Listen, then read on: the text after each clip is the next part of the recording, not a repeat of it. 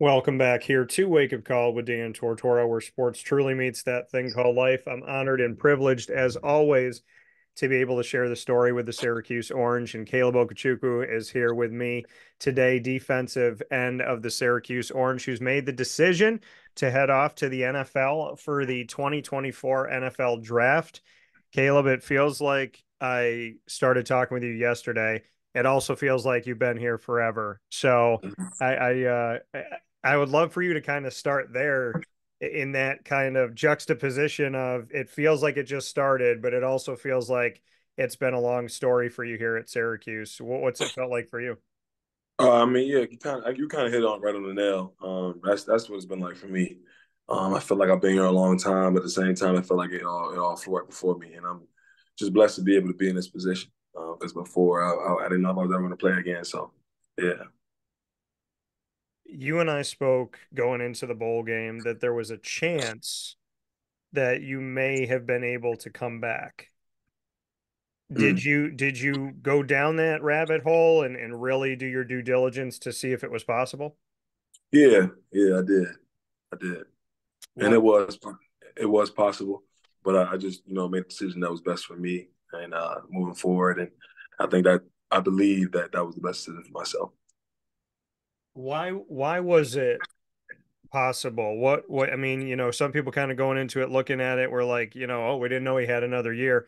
What did you know when you found out that it was possible to come back? What can you tell me about how it became possible? I think from when I missed 2019 because of my injury, I had missed a year and everything like that. So because of that, I believe that probably opened up a year for me with the COVID year and everything. So that's probably how. So you found out you had another year of eligibility and you went through and figured out what was right for you. Why ultimately did you choose not to come back and to go to the NFL? Again, like I said before, it was what was best for me. Looking at everything, and that year wasn't fully guaranteed. Just to make that clear, I think everybody just it wasn't that it was fully guaranteed; it was just a possibility. And just looking at both aspects, it was what was best for me in the decision. And there's nothing more than that. So you look at the fact, I mean, obviously there's a coaching change, right? You guys have gone through a lot this season.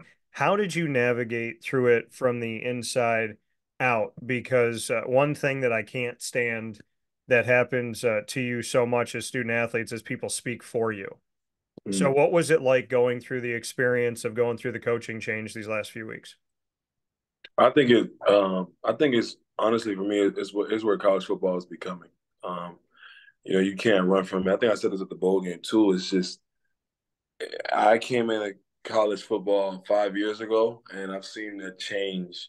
Within the first 2 years, and it's just different now. I'm not gonna say it's good or bad, but I think it's just the way it is now with the portal, with everything. A lot more freedom has opened up on both ends, and I think you have to just, as a player, you have to come in and understand that this is what it is now. And you got to find the fun within it. How do you find the fun within the fact that things are ever changing, right? I mean, your teammates. There were certain schools this year in their football programs that had to rebuild half their roster. We see at Syracuse that while you've been there, there's been times where there's almost 20 guys in the portal. Mhm. How do you deal with coach? I mean, you've gone through plenty of coaching changes. Even though Dino was there every single year, the staff changed to some degree. So you dealt with differences in coaching staff, people coming through the building. You've dealt with the transfer portal. How do you deal with that? I know you said it's part of the business, it's part of life, but how do you handle the fact that you have different you personally have had different coaches and student athletes in the building with you at Syracuse through your whole career? Yeah, I think again, like my whole career, I was honestly blessed to have the same head coach because that normally doesn't happen. Not for 5 years, not for 5 straight years, right? So, I think for me, seeing that, seeing my coach, seeing having that, and when the staff kind of got released, it felt like an end of an era.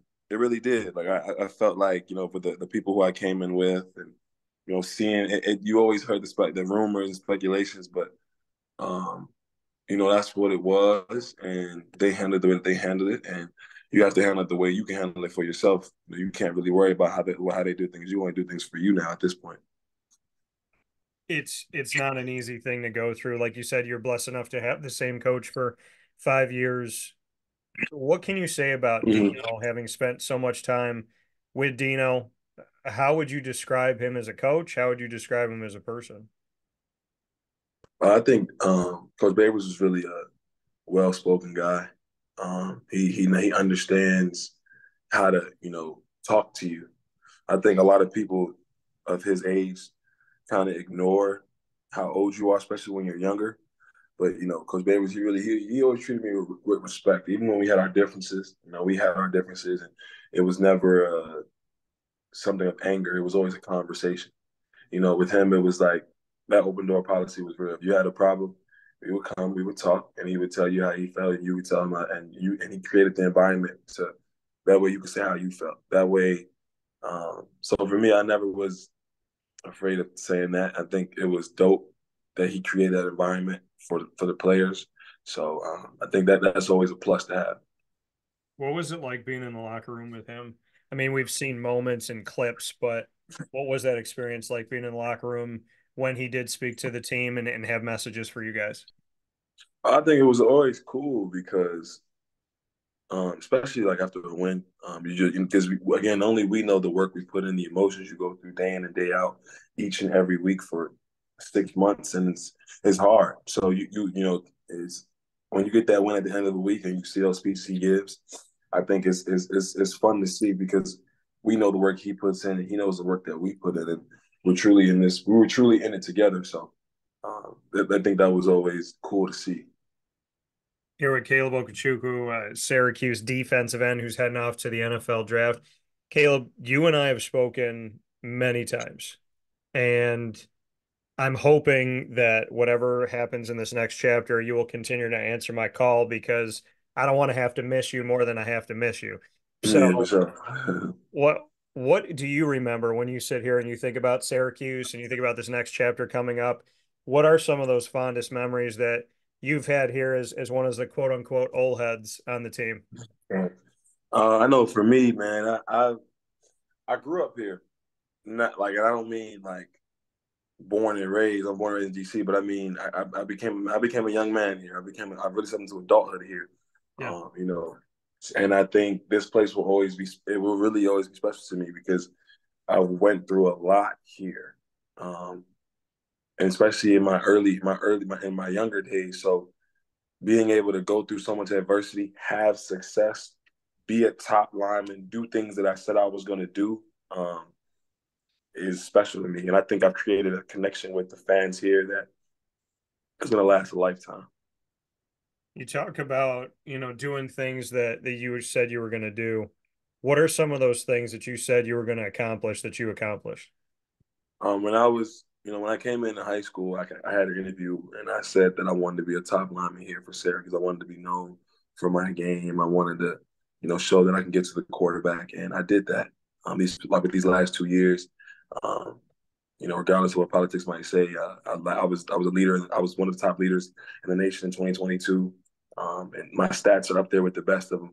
So I did what I said I was going to do, and that was dominate the game the way I know how to play. And um, obviously, there's always room for improvement. I don't never want to stop improving, but I did what I said I was going to do. I gave to this. I gave to this organization as much as I could.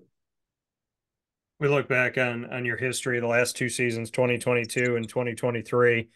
Have finished this season, combined these last two seasons with 11 and a half sacks, seven in 2022, 4.5 this season. Of your 14 sacks, most of them have come in the last 2 years. What can you say about, playing in this 3-3-5 and attacking the quarterback and still getting the job done? Because, we look at that four-man front and Yeah. people would say that, that's the better front for a DN to be in. It's got more hands in the dirt, more opportunities to attack, but you still Mm-hmm. got to the quarterback, still, we're able to hurry the quarterback. There's a lot of things that don't show up in a stat sheet that were almost sacks, close to sacks, or forcing a quarterback to make a bad decision. So we look Mhm. at all those pieces, and then we add in 14 or 11 sacks, pardon me, over the last couple seasons here, 11 and a half. What you can say about these last couple of years where you've had to be one of the leaders on this defensive line? I think it goes into my preparation and my work and my confidence in myself and my ability to play this game. Um, it's funny you say they asked 3-3-5. It is, some would say it is harder, but what it did was I had to look at it and find ways to get to the quarterback within the defense, and that's what I did. So you can only imagine if I go to a 4-3 defense, what my production would be. So again, I think I'm the kind of player that'll shine in any system, but at the same time, you have to really understand angles in this defense, understand where the linebackers are going to be at, where the safeties are blitzing from, so that way you can make your rush angles when you get them. And having a guy like Coach White understand the kind of player that I was why you saw so much production in 2022. Tony White to Rocky Long, it's essentially, going from Luke Skywalker to Yoda, essentially, right? The guy Yeah. that Tony learned from in the 3-3-5. Yet we saw the 3-3-5 defense in 2023 look a little bit different at times. What was it like with Tony White and Rocky Long? I mean, you as a D end who's trying to personally be able to showcase your game for the NFL, and then collectively as a team, you're trying to stop offenses all throughout the country. What were the differences between Tony and Rocky and the way that they taught the 3-3-5? I think with Coach White, the way I like to say it is he took 3-3-5 and he made it fit the kind of players that we were. Not that Coach Long didn't, but Coach Long is more old school and he's like true to his what he believes in defense. And it's I think it's give or take with both. I think again, me and Coach Long had a lot of conversations about the way he ran things this year, and you kind of saw a more traditional sense of it versus Coach White, where he was like more more to the modern era with it. Like he was a 3-3-5, but you saw the 4-man fronts, you saw the letting us rush and just BD linemen. It's in this defense this year, it was more so traditional. So you still had to, I had to like work even harder to find stats within this year. So it was definitely a tough battle for me. At times, it was definitely tough, but I'm tough, so I had to go ahead and just work within it, work through it. How did you, if a coach is looking at your film right now, if a scout's looking at your film right now from the NFL, and you said, this more traditional 3-3-5 with Rocky Long, you had to try even harder to find your spots, to find your stats. If they look at your stats and they look at some of this film and they're saying, Caleb, what are we seeing?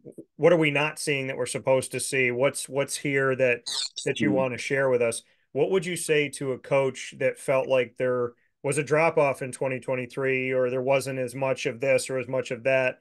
How would you Mm-hmm. respond? I would let them know that, well, obviously, if you look at the numbers from this year to last year, you could say there was a drop off. But if you watch my film, the talent is still there. The kinds of plays that I was making showed up each and every week. And again, within the system that I was in, I had to, I was playing within the system. And sometimes that can hurt or help a player, you know, and sometimes it can hurt your production, but at the same time, if you look at the talent in which that I play with and how to play this game, there's no question in what I can do and how I can affect the game. So production wise, you look at the numbers, you may say my production wasn't as great as last year, and that may be true. It is what it is. But when you look at the kinds of plays that I was making, when you watch the film, it shows that the talent was still there, and I was working within the system. And then we can start talking about the switches of the defense and how you had to make certain calls, and it can't be confusing at times. But when you break it down and you really see, and you'll be able to see that okay, his talent is still there. It was more system. This year on the team, Caleb, who was the quarterback of the defense essentially? Was it Marlowe? Was that the voice that a lot were listening to when you had to kind of make checks and reads and change things up and whatnot? or was it somebody else? I would say myself. I think we have, faces that are recognizable. Marlo was definitely one of them. But in terms of voices of the defense, voices of the team, it was myself. I took on that role, and I think anybody would agree with that. I took on that role and stepped up and did what I needed to do, especially on the defensive side of things. But at the same time, it's sort of like within groups. Marlo definitely led the linebackers. Yeah. Justin, um, Zeke, those guys led their position groups, and then you kind of all come together and you lead it. Like Cinco's, Jay Sims, a lot of guys, like a lot. There were a lot of voices because we all played together, so a lot of guys spoke up more this year. And for you, leadership wise, as you head toward the NFL, there's a lot of questions you're going to be asked. There's a lot of pieces they're going to want to know. They're going to want to break things down. They're going to try and catch you off guard, see if you could stay consistent. If you and I were doing an interview right now and I'm an NFL scout Mm-hmm. and I said to you, leadership is blank, fill it in. Leadership is the way a man can lead, can take other men and can allow them to follow him. I think leadership can happen in different ways. I think sometimes you need to be more and a spoken leader, more aggressive leader. Leaders can read the room and understand what needs to be done within the room to reach success. Leaders know how to bring everybody together to achieve one goal. Leaders know how to connect with different personalities in the room in order to bring team chemistry. And a great leader, without a great leader to keep it simple is a servant. So if you're able to serve the men that you're working for and they know that they can come to you and you can serve them any way you can, those are the best kinds of leaders. What is one moment of adversity, maybe your greatest moment of adversity at Syracuse, and how did you work through it? When I was in the hospital in 2019, when I was in the hospital, um, I lost about 50 pounds. A lot of people, a lot of people didn't. A lot of people told me I would not play again. They didn't know if I was going to play again, but I had to lean into my faith, and it really brought out my faith in God. And God has been with me on this journey throughout my whole life. I think people see me now because I came to Syracuse on a bigger stage, but when you dive deep with me and you see how God has just been taking me to different places of my life, which is why I move the way I do and I speak the way that I speak because I know what He's done for me and He's only going to continue that. I want to dive deeper into faith because it is paramount to me. It's everything to me. Mm-hmm. Your faith in God, to describe it more extensively, how did it start? How did it grow? What has it become? Mm-hmm. My mother and father, I grew up in a faith-based home. And when you're younger, you're around it, but it really hit home for me when I lost my mother when I was 13. Um, she used to say things to me of, believing in God and you're really challenged at a young age when you lose your mother. And I watched my father take care of all six of us and lean into his faith every day, pray every day intensely. And I watched him do that. So that's something that molds me. He didn't let the challenges of life break him. He didn't let what people said put fear in his heart. So for me, when you see things like that, when you've gone through what I've gone through and experienced things beyond the football field, it Yeah. shapes you in a different way. You call on God differently. And I've seen him move greatly in my life. He's done things for me more than I could even imagine way before Syracuse. So I look at my career at Syracuse and the moments I've had, the pick six, the type of sacks I've got. It's just more. It's more so like I've seen my faith bring me back. When I was in the hospital, and I don't think anybody believed I was going to come back at one point. All I had was God, and once again, He did that for me. So it's not even more of like a flex. It's been my life, and I can't stop now. I think that's the part that I'm in my life, and I'm at a point now where just because my world around me is changing, he's still the same. So I don't you can't be moved. I won't be moved, and I'm gonna just rely on that. You know, we live in a society, Caleb, as you well know, and I know here in the 2020s, where God is not always readily welcome into Mm. America, into social media, into life in general. How does your faith stay so strong in a world that almost wants you to whisper his name? Right. I think it takes courage.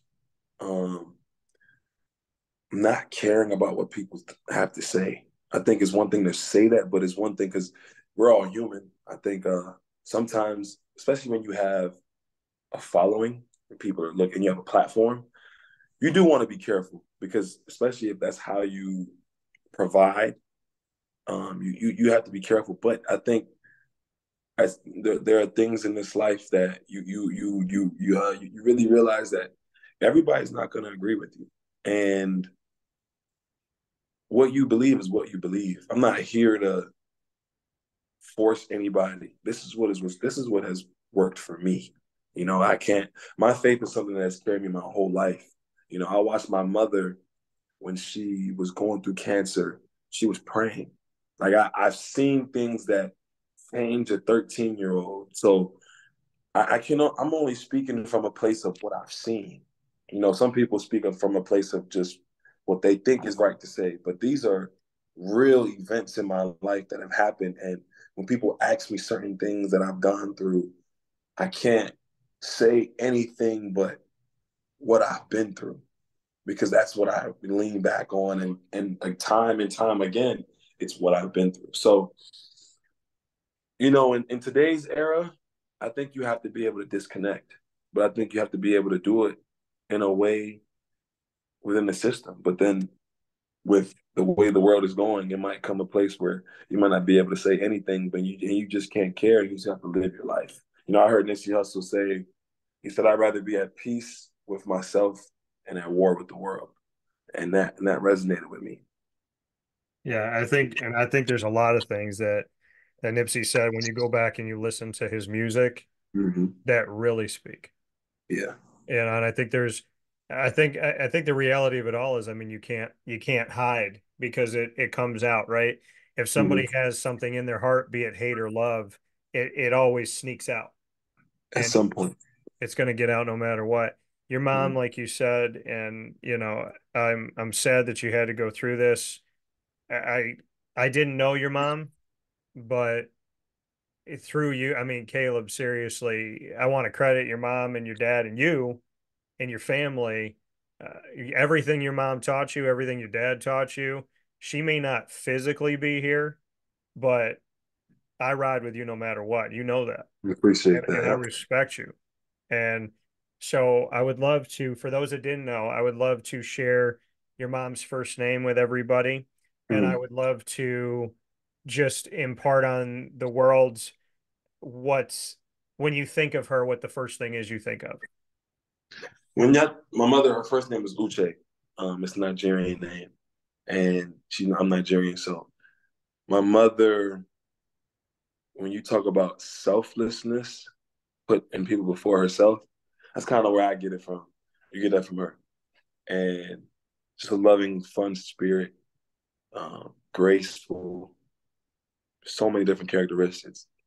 Like she could, her faith was something that carried her, Yeah. um, and so like you know, for me, a pivotal moment in my life when I was 12 years old before my mother passed. She had, you know, she was stage 4 cancer, right? She had a bald head and she only had one breast, right? So there was a moment where I watched her on her knees praying. And when you see something like that at that young of an age, I'd be a fool to let a game or what people say stop me.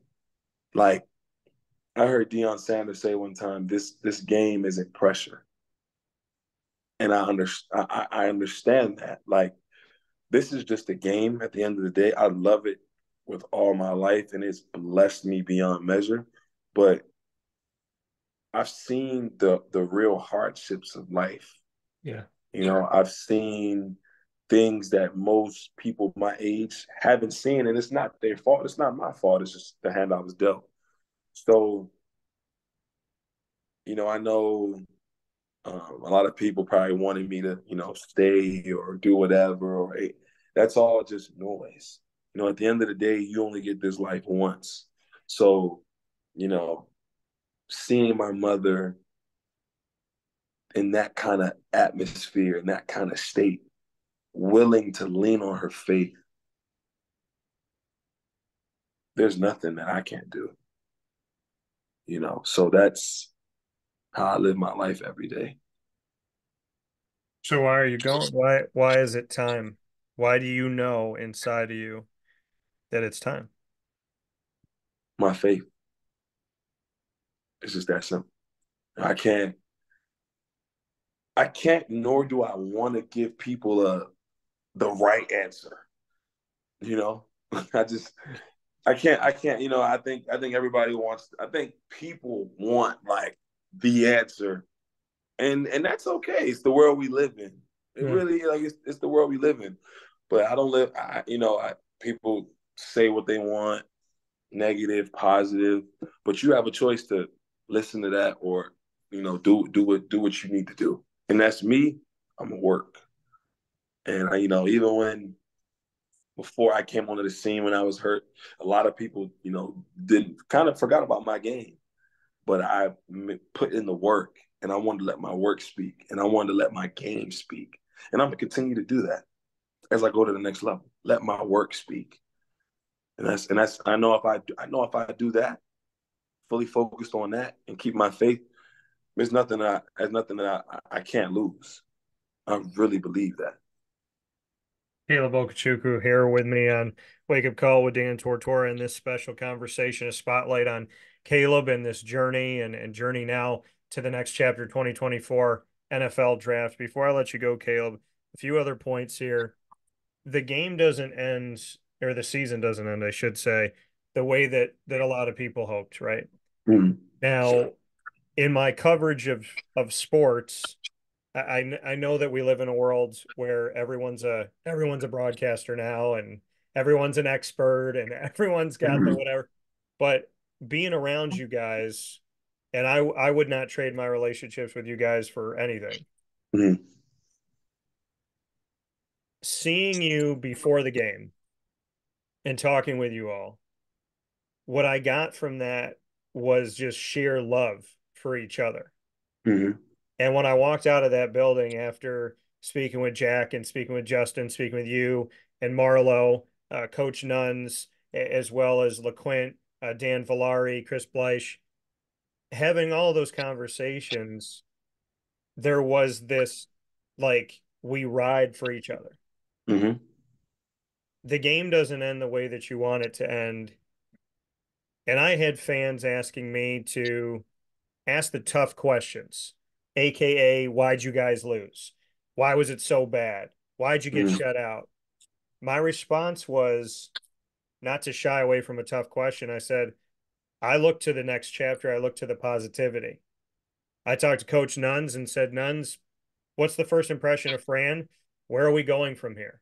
How's the ship getting steered forward? Mm. I don't feel any desire or need to say, you guys know you lost 45-0. You know how the Exactly. game went. So the people sitting at home want me to just lean into you, but what am I going to get from saying, "Hey, Caleb, you guys stunk out there on paper. Mm. Why'd you stink so bad?" Mm. So you go through that last game, and the fan base, because there's real fans, and then there's these other people. Yeah. They want to know, why did this happen? Why did that happen? How did this happen? I want to go to your viewpoint that last day and how you walked away from FAU Stadium, because to me it was an emotional moment. But again, what people don't understand, some of the coaches weren't there, Mm. some of your teammates weren't there, Mm. some of your teammates were there but were injured. Mm. So this was not the 100% Syracuse. This was not Dino's team anymore. like I said, some of the staff wasn't there. There's guys in the portal. Garrett Mm. Shrader's not out there. Rondé's not out there. There's guys that have gone through different stuff. There's guys that are banged up that people would never know how deeply that was, because essentially you should all be on the injury report every week because you're all banged up in some way, shape, or form. Right. So what do you want to say to the world that wants to know that last game, how it all came about? When to me, it seems pretty clear. You guys were going through a lot that Yeah. went well beyond the football field. Yeah, like it's like you hit it right on. It's just that simple. If you care about us, and you're not just somebody that just watches on Saturdays, and you're not just somebody that just tunes in to see how we're playing. If you're somebody like you who really cares about us and you really see what's happening week to week, it was evident. That wasn't our team. That wasn't. We had guys who left, guys who hit the portal, guys who, had to go elsewhere. It it's just that simple. USF was playing with their full team. They knew that. We knew that. We can't cry about it. Whoever we had to line up, that's who we're gonna line up with and play. I don't think that'll ever happen again with Coach Frank. I really believe that. And it sucks that it had to happen. Like the competitor in me, I hate that. I'm a competitor, but it's a part of the game. It's a part of the game. Somebody got to lose. We lost terribly. That's what it is. Like you said, once they hit 0, we closed 2023 chapter. It was all hugs and loves, and everybody saying they love each other, took pictures, all that, because it's one thing to be a supporter, not even a supporter, a fan who just watches on Saturdays, and it's not a discredit to them. And for me personally, somebody who puts in a lot of effort, I've had my ups and downs with the Cuse fan base as a whole. So, for me, I really believe that a lot of our fans, if they really support the way they say they do, then don't show your support just when we're winning. Don't be all Cused out when we go 6-0, and then we go 5, and then we go 0-5.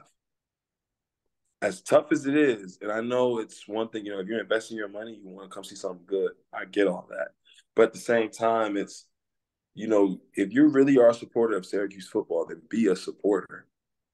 Don't just be there when we win. People like you who are really supporters. Because if you really say you support us, then you easily saw, like, they're not playing with their team. It's that simple. There's no formula. We didn't have our correct team.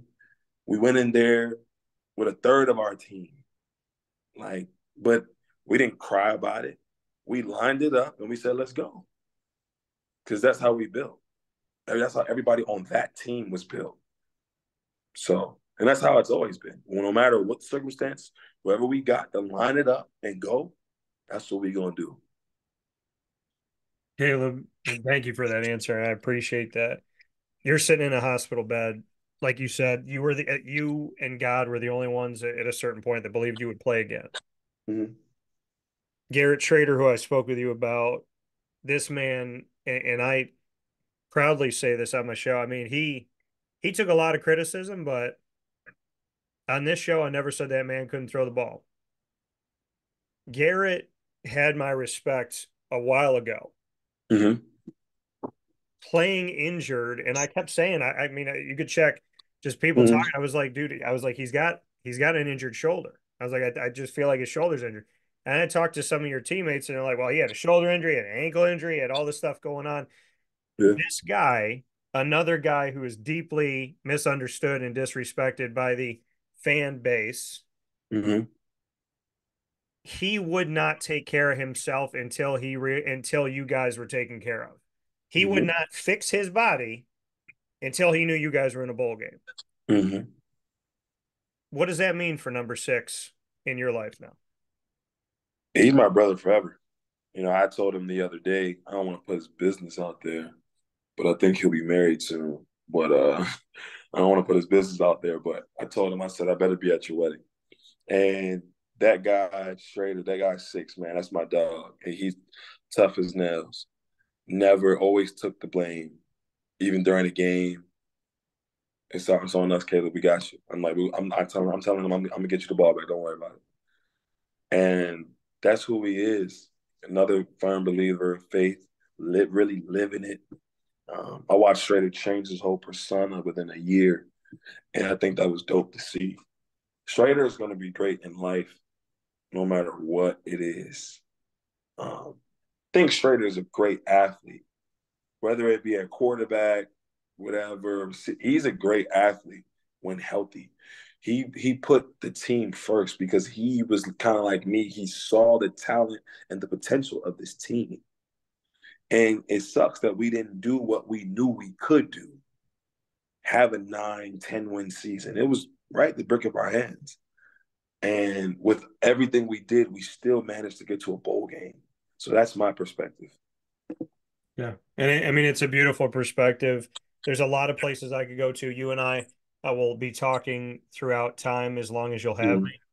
But I want to, my two final points, one of them a question, another one a statement. The question that I really want the answer to is bring me to the sideline because, you guys aren't obviously all mic'd up, but I want to live through Caleb for a second here on the Mm-hmm. sideline. Like you said, like that moment, because I live for that stuff. When you said that Garrett comes over to you and said, don't worry about it, I'm gonna get you the ball back. Like sideline, how do you describe it? How can we live in the world of a football sideline for a second here? Because I'd love to get that the offense, the defense, special teams, interaction, coaches, and whatnot. Because we hear little clips and sound bites through time, but I'd love to paint a bigger picture of it from somebody who was on the sideline. I mean, it's emotional. The roller coaster. You got to stay high. You got to stay in the middle. You can't get too high after a great play. You celebrate it real quick, and it's all right. We got another drive. It's I think it's football is an emotional game, and I think people want you to be all like straight, but you can't. It's an emotional game. There's some highs, there's some lows, there's some angers, there's some fights, and there's positive energy. But the goal on the sideline is to always get it back positive. No matter what just happened, let's get it back positive. All right, what happened? Okay, this what happened. This what you saw. All right, it's quick. Let's get it back. Next play. Next play mentality, literally. That coming from Caleb Okechukwu. My final thing is a statement, like I said. Caleb, I mean, I told you this a little bit over time, told you when I saw you down in Boca, but I want you to really hear this from me. I grew up in this city. This is my city. My parents still live in this city. My grandparents passed away in this city. We lived 11 minutes from the dome growing up. So I was wearing a Syracuse sweatshirt when I was one. There's Mm, a picture of that. I lived in Florida. I lived in Pennsylvania. I've been in different places. I moved back here to start my business, to start my career with 27 cents in my pocket and $103 in my bank account, living at my grandmother's house, taking care of her in her 90s after she had fallen. Shout out mm, to G Mama. yeah. And I got to tell you this because you need to know it. There is always a little kid in me that lives every single day. And if he didn't, then I wouldn't be the broadcaster I am. I wouldn't be the person that I am. Mm, I love being around you guys because of the fact that I love my city. I love my job. I do what I love. I love what I do. But the little kid in me every single day jumps up, no matter how tired I am, no matter how I feel, what's going on in my personal life, anything, and runs to these interview opportunities so that I can build these relationships. And you and so many of your brothers at Syracuse have allowed me to build relationships that I dreamt about as a kid. And I cannot thank you enough for your respect, for your time, for your graciousness, and for your faith in God above everything. But I want you to truly know no matter what happens from here, no matter where you go, as long as I'm on this earth, you are welcome here on this show. I hope I get to see you in person more often than not. But I want to thank you because what I set out to do in my life, I tried to open doors and the door had to be opened by people on the other side. And you're one of those people that has always treated me with the utmost respect. And I just want to say thank you for coming to my city, representing my city, and you will always have a place in this city. From my heart. Appreciate you. I appreciate that. I appreciate that, my guy, for sure. So Caleb Okechukwu, you'll see him in the NFL soon, 2024. Yes, sir. Yes, NFL sir. draft. I don't know how to say goodbye, so I'll say see you later. But Yes, sir. thank you for everything, man. Keep doing what you're doing. And if you can sneak me any type of gear, I have Hall of Fame walls. I gotta have something Caleb. I don't care if it's a glove. I gotta put something For Caleb sure. as well. We're gonna work that out for sure. All right, man. Well, listen, be good. Merry Christmas, Happy New Year, and we'll talk soon. Thank you. Happy New Year to you. Thank you. Thanks.